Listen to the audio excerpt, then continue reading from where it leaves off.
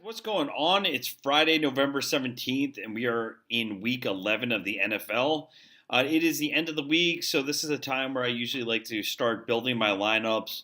After going through my normal process of checking out the opening lines, which is right here, I take a look at the game totals and over-unders and get a kind of a quick glimpse of what Vegas thinks is going to happen in these games. Then mix with doing just a little bit of early week research through the player pool and prices and whatnot. I start to come up with a plan of who I want my core guys to be. That's what I plan on talking about in this video. Is just kind of using when I start building my lineups. I usually build a core of guys that I want to build my lineups around. I think this is a very good thing to do, even if you're playing just a couple lineups. I usually like to have a core of players, so if they do go off, you do see your needles in these tournaments all kind of move towards the same direction. Unfortunately, when they do bust, it does hurt. It is max pain. But when they do thrive, it does feel good, and it usually ends up good. So I do like coming up with a core. Usually these guys do show up. Usually these plays end up working out, but there are situations in where they will brick. That's just the nature of the beast. Predicting what people do and what they actually do is two farly separate worlds. So just diving into it, we're going to get into the guys that I will have a lot of exposure to this week. I'm primarily a mid-volume GPP player. I play mostly tournaments. I do dabble into head-to-heads. I used to do a lot more than I do this year.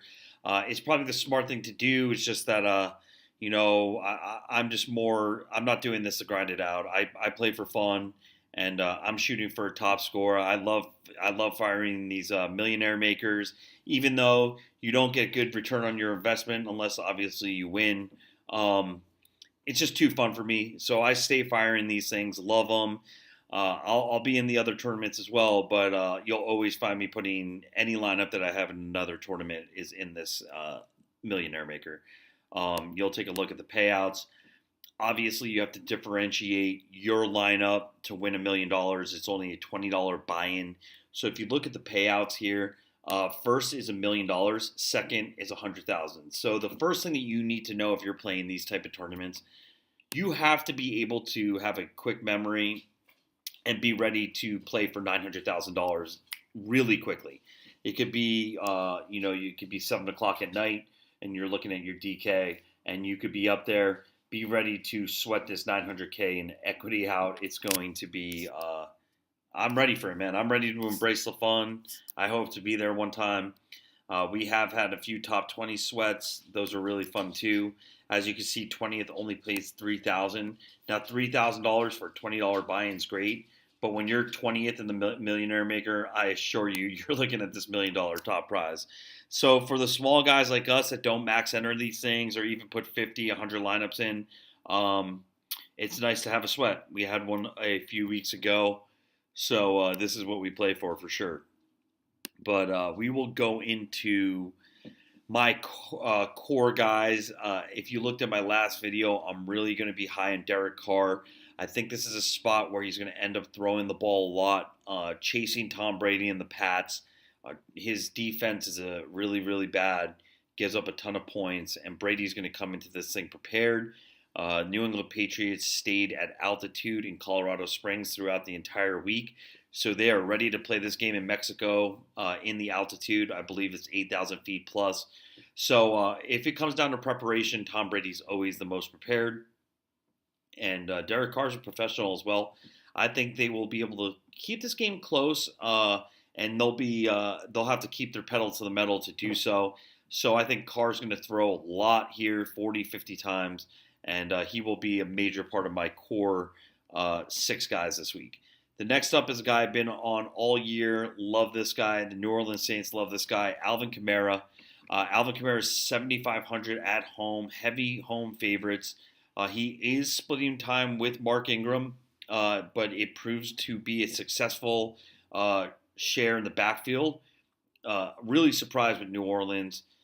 They had a fantastic draft. They had I think they had first round grade on Kamara, and they just cleaned up. So we're seeing the benefits of their draft come through huge here. Both him and Ingram are so complementary of each other in this running game.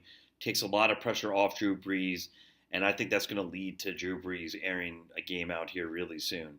I will definitely have some Drew Brees and Michael Thomas, but I will have most of my ownership in this game circled around this guy right here, Alvin Kamara. Has been doing so well for me, and I'll continue putting this guy into lineups. The next guy on my list, if you saw my other video, I'm not going to differentiate too far off those guys.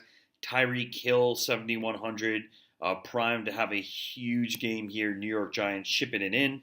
No secret to anybody. Looks like Janoris Jenkins, Eli Apple, both look like they have given up in the past couple games, giving up monstrous touchdowns. Tyreek Hill is one of the most talented guys on a football field in the NFL. Could take any play to the house at any moment, and we will have him all over the place on Sunday. Next up, I'm going to pair Amari Cooper up with Derek Carr. Not going to be all in on him. I have been scolded by the all in on Amari, punishment. It hurts, but it feels so good if he goes off on one of those spots. I haven't got him. I had him a couple weeks ago at like 10% when he went off for 47 points versus KC. I'm hoping he's going to have a lot of opportunity to go off here. I do understand that Bill Belichick will definitely like to take away, teams' number one targets, but who says that's Amari Cooper? I think, they will be very, very worried about Crabtree as well. Crabtree is an immense red zone threat, has unbelievable hands, so I don't think they're just going to discount Crabtree and let him run wild. So I think Cooper will definitely get his share of opportunities to make plays, and hopefully he comes through. Here is a great play. I'm really excited for this one. Rob Gronkowski. I'm going to have a lot of Tom Brady as well. Rob Gronkowski, I think, is going to be in an excellent spot this week. He is the 425 matchup, so we get him in the hammer spot. I think a lot of ownership will be on Travis Kelce this week. Maybe, Evan Ingram will eat some percent, but Travis Kelce should have a really high ownership. I think we're going to see Gronkowski lower than Kelce for sure, and I like the fact that he's going against the poorest Oakland secondary, and they're supposed to do a lot of work down there in Mexico. So I'm going to have Gronk, 7,200. Hopefully get him at a nice ownership, and hopefully could win us a GPP. And then wrapping up my core six is going to be the Bengals defense. This one's a little bit contrarian.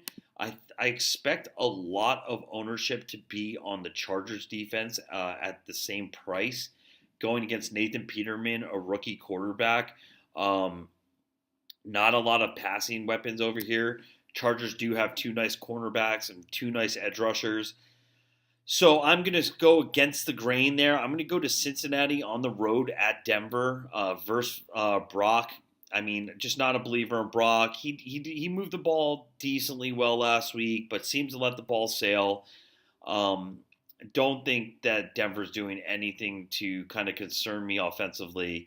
And so we are going to try to get Bengals at a pretty low percentage, and they make plays on defense. They have a very, very stout run D. Vontaze Burfict, if he actually plays the entirety of the game and isn't a complete piece of shit, he does work. So I think they'll give Brock fits and hopefully have an opportunity to get a few, sack fumble recoveries or a couple pick sixes or something like that. So, and also, sorry to go back there, also Denver special teams is atrocious. So, Bengals could definitely take advantage of that. Pac-Man Jones could definitely bring them into the house, something like that. So, hopefully you guys took a little bit here from my core plays. Maybe you utilize this into your lineups. I hope you guys are using this content to your advantage. If there's anything you'd like to see, please comment below.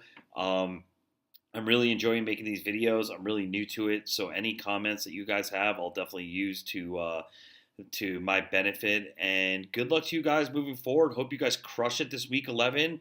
I've got high hopes. It looks like a really fun slate. So hopefully we come back Monday and this core helps you guys win a lot of money and myself as well. All right, guys, have a great weekend and good luck.